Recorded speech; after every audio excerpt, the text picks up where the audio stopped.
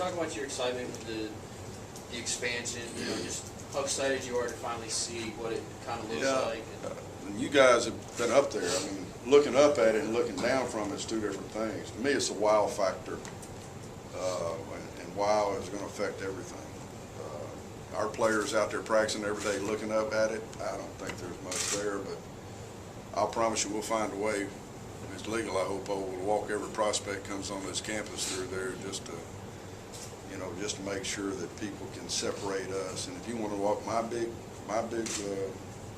if I got a recruiting edge on the best players, then that's my wow, and I think that gives us a recruiting edge. Coach, being picked to win the OVC, what does that mean for you guys? Well, it means everybody's going to bring their A game against us, but it also, I think, is a recognition of the quality that our players and coaches have. Because I don't think when you've lost as many players as we've lost, I don't think it's really about this team, because there's too many statistical players. I think it is really about the program, respect for the program. The other team that was picked right there with us was Eastern Illinois, and they're going to put a quarterback out there for the first time too. I think both of us, and it was close, and you probably could put Eastern Kentucky in there.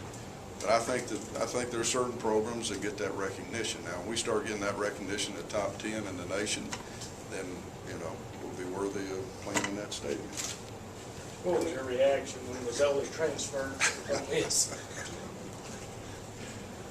I asked Dr. Meehan if his ears had been burning. He thought I was talking about something on campus, and what I was talking about was I think most people have put the Ryan Perilou, including Houston. I've talked to him many times about this.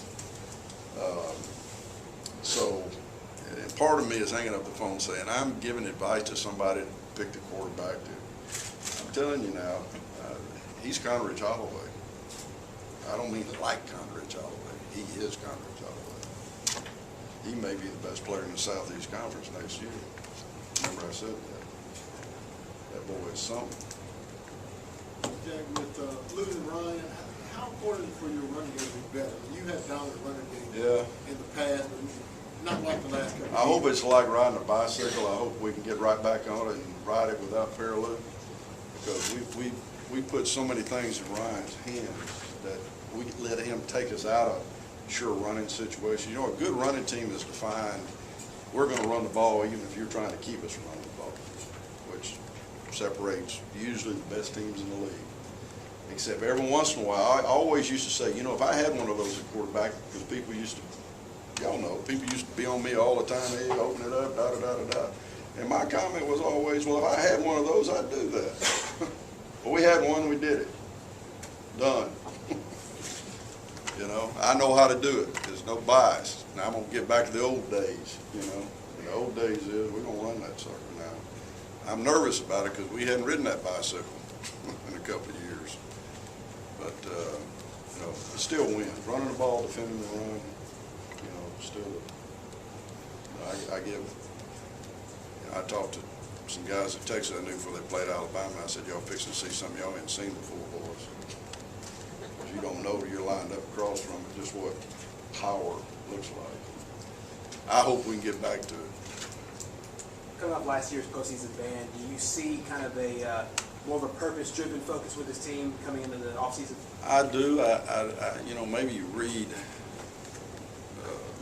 things you want to see if you're trying to be optimistic. I'm generally optimistic, but I do think that when you see as much about your football team going forward, it's when you let go of them at the end of spring training and you just see what happens between then and the time they report.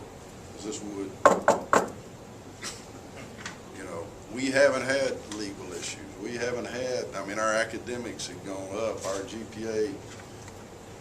Janet, you here? It's my academic coach. I think our GPA was like 3.3 this summer.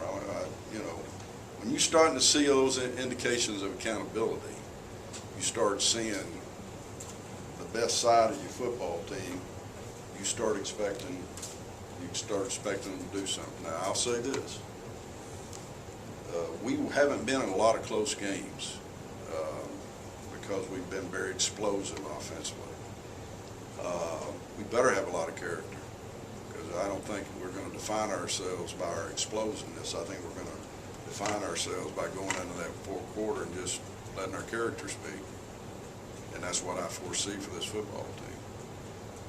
I wish not, but that's just, we're good defensively, we're going to have a good kicking game, we're going to run the ball, and that tends to make close football games. We better make sure we got a good field goal kicker.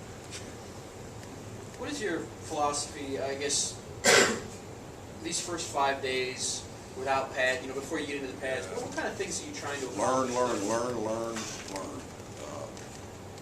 We are going to have they handed me the defensive playbook. And that's not with the binder, that's the paper. And I said, boys, have we come a long way. People have been watching and thinking that we're sort of simple. You need to look a little closer. I mean, we're not simple. We're not simple anywhere. It goes along with that 3.3. We've challenged our guys, but now we got to open up that playbook and said, hey, don't make the mistake that gets us beat. And so right there at the beginning, I'm going to have to take a benchmark on our ability to handle information.